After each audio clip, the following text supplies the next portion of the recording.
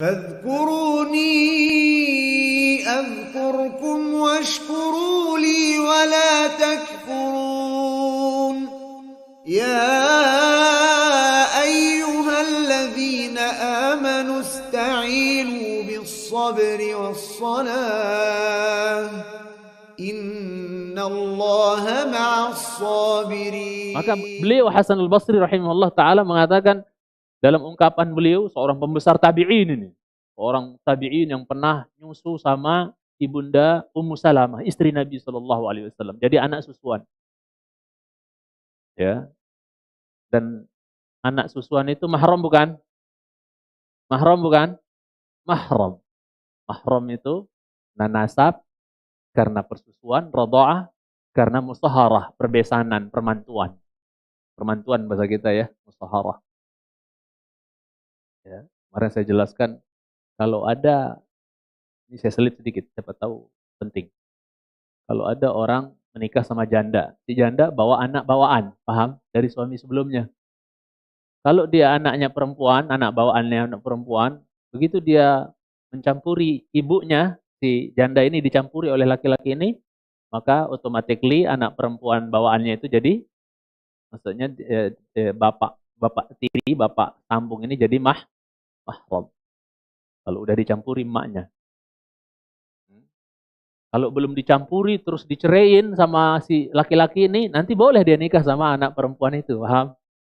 Bagaimana kasusnya kalau ya anak bawaan si janda ini laki-laki. Kemudian si laki-laki ini, anak laki-laki si janda ini menikah sama perempuan, sama akhwat. Akhwat itu mahram nggak? Mahroman nggak sama si laki-laki ini? Kagak. Bukan mahram. Oh, mertuaku sayang dicium-cium. Nggak boleh. Cium tangan nggak boleh. Ya. Itu sedikit nyelip ya. Siapa tahu bermanfaat. Siapa tahu ada yang bingung. Jadi beliau mengatakan Hasan Basri rahimahullah ketika mendefinisikan hakikat manusia itu siapa sih, anak Adam ini siapa sih? Beliau katakan, ya benar Adam, wahai anak Adam. Kita anak Adam semua nih. Ada yang dari spesies lain kita? Ya, semua anak Adam insyaallah. Maka dengar ini nasihat ulama. Dan kajian sunnah kaya dengan apa? Qala Allah, qala Rasulullah, qala sahabah, qala ulama. Nah ini, itu ilmu. Kalau ada kajian hanya ngelawak-ngelawak, ngedongeng-dongeng, khurafat, banyak kan tuh, ya komunitas-komunitas tertentu yang sering apa, yang senang apa, dongeng-dongeng, ya atas nama karomah, ya dan seterusnya. Padahal dongeng, khurafat, waliyadzubillah. Bahkan oleh sebagian kalangan mereka juga dibantah gitu kan, diingkari gitu kan, nggak benar itu, khurafat katanya. Pokoknya yang paling viral lah di kalangan mereka mengingkari gitu. Jadi kata Hasan Basri rahimahullah taala, ya bani Adam, wahai anak Adam, innama anta ayyam. Hanya saja hakikat dirimu wahai anak Adam adalah apa? Apa? Bilangan hari demi hari. Kita ini hakikatnya adalah bilangan hari demi hari. Idza dhahaba yaumuk, dhahaba ba'duk. Apabila sehari dari dirimu pergi, maksudnya apabila ya idza dhahaba yaumuk, apabila satu hari dari dirimu pergi, maka sebagianmu juga sudah pergi, berkurang alias dia mencintai semesta. Ya, berkurang dari diri kita dalam artian jatah kita untuk apa? Apa? Tinggal di dunia ini semakin apa coba? Semakin berkurang. Dan yang sudah berlalu nggak bisa diputar lagi jamnya, nggak bisa diputar lagi harinya. Sampai ada pujangga mengatakan, ya laita syababu ya'udu yauman, fa ukhbiruhu bima fa'alal masyibu. Tuhai seandainya masa muda atau masa remaja bisa balik sehari saja. Pengen ngerasain masa muda dulu, sekarang udah ubanan, udah putih, udah tua, udah keriput. Seandainya masa muda bisa balik sehari saja, saya akan kasih tahu ya apa yang bisa diperbuat oleh orang yang sudah tua, udah ubanan. Paling ibadah favoritnya cuma zikir, selain sholat semampunya, fardu-fardu. Adapun yang sunnah-sunnah, ya mungkin lebih banyak zikir. Karena sudah lemah yang mencintai Subhanahu wa ta'ala. Maka kata beliau, hanya saja engkau wahai anak Adam adalah bilangan hari demi hari yang akan dilalui, yang akan dilewati. Idza dhahaba yaumuk, dhahaba ba'duk. Apabila satu hari pergi dari dirimu, ya sebagian dari dirimu juga sudah pergi. Alias jatah kita berkurang jemaah cintai. Ya, besok ini hari apa nih? Selasa. Besok hari Rabu. Berkurang lagi. Lusa, berkurang lagi jatah kita jemaah. Karena hakikatnya saya sama Bapak Ibu nih, semua kita sedang berjalan menuju Allah, menuju kuburan kita. Siapa yang sampai duluan Allah yang tahu. Jadi antum gak bisa nerawang-nerawang kalau tak lihat-lihat nih antum bulan depan nyampe nih kuburan. Gak bisa. Ilmunya ada di sisi Allah Azza wa Jalla.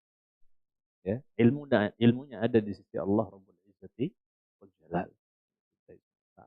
Jadi hanya saja engkau hai anak Adam adalah bilangan hari, ayam, bilangan hari demi hari. Apabila satu hari pergi, maka apa? Pergilah sebagian dari dirimu. Jatahmu pergi maksud. Maka manfaatkan waktu kita jemaah sebaik-baiknya. Sebaik-baiknya kita manfaatkan waktu kita. Mencintaikan Allah Subhanahu wa taala. Di bawah display picture-nya Ustaz, beliau menulis apa namanya kalau yang tempat nulis itu apanya itu? Statusnya ya. Nah, hah? Footnote. Status apa footnote? Status ya namanya.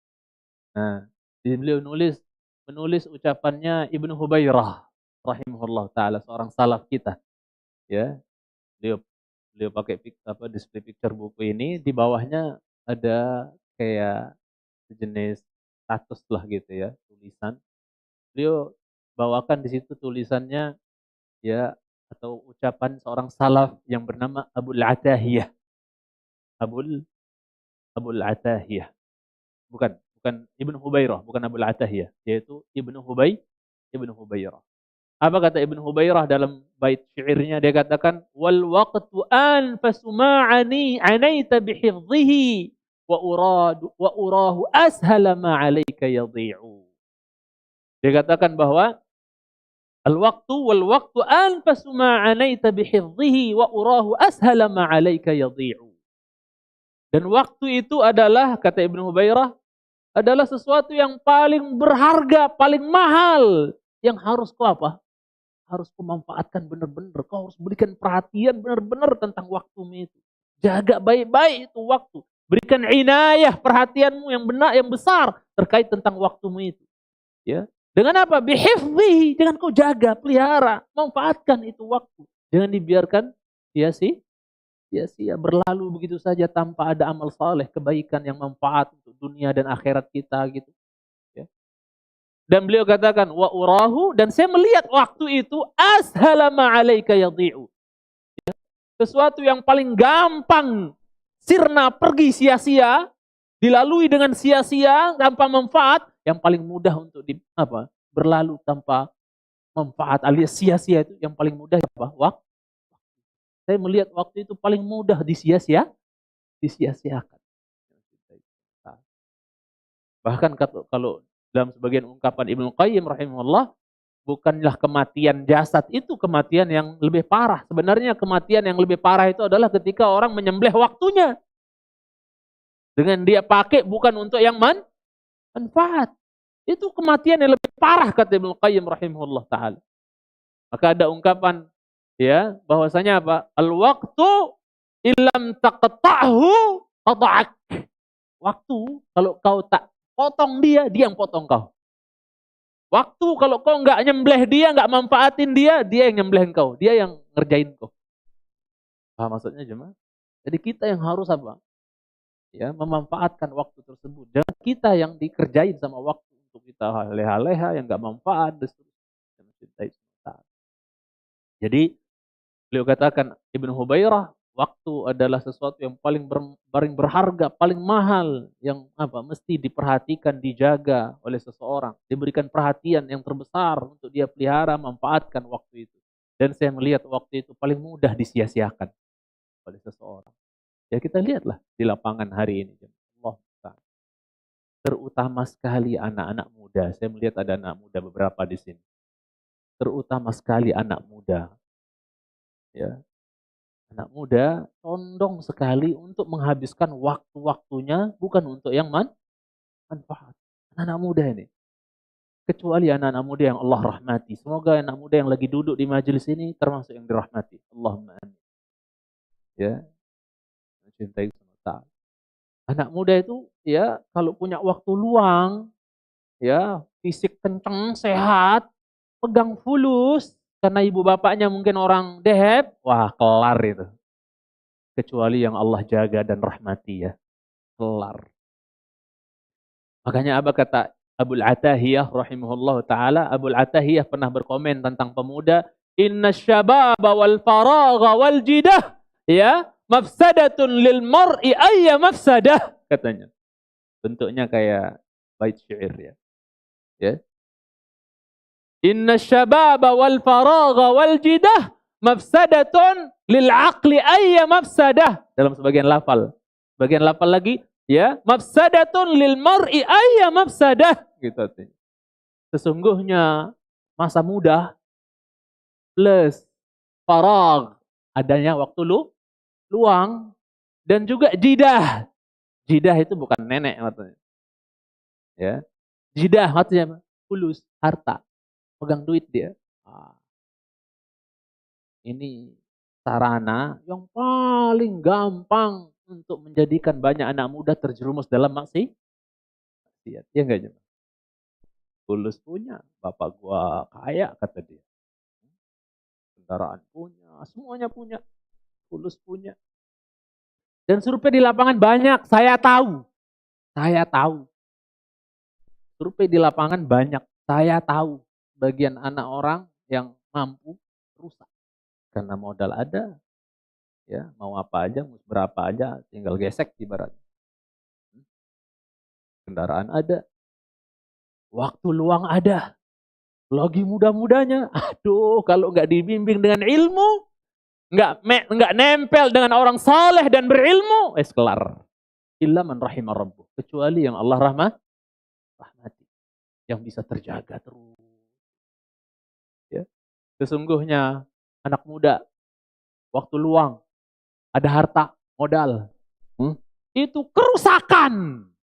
Rusak akal bagi akalnya, rusak bagi orangnya. Dengan kerusakan yang pokoknya ayya mafsadah. Pokoknya umum, kerusakan yang aduh, ngomonglah terserahlah. Rusak serusak-rusaknya. Bahasa kita di jemaah. Rusak serusak-rusaknya anak muda ini. Kalau nggak dibimbing anak muda, dia lagi muda-mudanya, punya waktu luang, kosong, waktu, kemudian apa? Punya fulus, duit. Kalau nggak dibimbing, mafsadatun lil mar'i ayya mafsadah. Oh, kok pokoknya rusak. Makanya para ulama katakan, beruntunglah anak muda kalau direzekikan oleh Allah bisa duduk di sekeliling seorang ahli ilmu yang selalu menuntun dia, menasihati dia. Itu nikmat terbesar bagi anak muda. Ya, kata sebagian ahli ilmu. Mudah-mudahan anak-anak muda kita, anak-anak kita yang remaja-remaja, muda-muda itu dekat dengan orang-orang saleh, berilmu, agar terbimbing jemaah. Ya, terutama yang kaya-kaya itu. Hati-hati. Hati-hati. Makanya Ibnu Qayyim sebutkan kebanyakan sebab rusaknya anak-anak itu adalah siapa? Bapak. Karena bapak yang modalin. Ngasih modalnya. Tanggung jawab kita di hadapan Allah Azza wa Jalla. Kalau mau ngasih anak, kasih untuk modal yang baik. Modal untuk sekolah kah, untuk biaya apakah yang memang penting, perlu. Adapun untuk dia dikasih kebebasan, poya-poya, kasih ATM, bawalah sana. Setiap hari kalau bisa 50 juta ya belanjanya. Saking kayaknya mungkin. Nah ini. Dia merasa sayang sama anaknya, sebenarnya dia sedang menyembelih anaknya. Ya. Ibnu Qayyim sebutkan itu. Dia anggap dirinya sayang, sebenarnya dia apa? Sedang membunuh anaknya, kata Ibnu Qayyim. Ya. Dan kebanyakan rusaknya anak itu disebabkan oleh bapak. Ya, karena dia yang memfasilitasi. Makanya dulu siapa? Umar bin Abdul Aziz, cicitnya Umar bin Khattab, seorang khalifah yang adil dan nyunnah. Siapa? Umar bin Abdul Aziz. Beliau tidak mewariskan untuk anak-anak beliau kecuali sedikit harta, enggak banyak. Enggak kayak Abdul Malik bin Marwan. Anaknya diwariskan harta seabrek-abrek. Umar bin Abdul Aziz, seonone anaknya diwariskan, gak banyak harta.